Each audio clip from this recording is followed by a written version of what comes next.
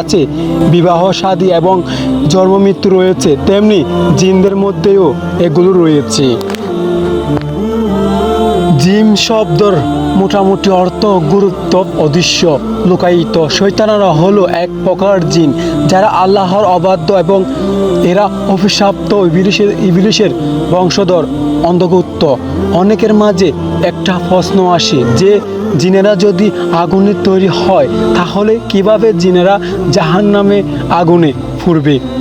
জিন আগুনে তৈরি হলেও এরা মূলত আগুন নয়। যেমন মানব সৃষ্টির মূল উপাদান মাটি হলেও মানুষ কিন্তু প্রকৃতপক্ষে মাটি নয়, ঠিক তেমনি জিন আগুনে তৈরি হলেও জিন মানে আগুন নয়।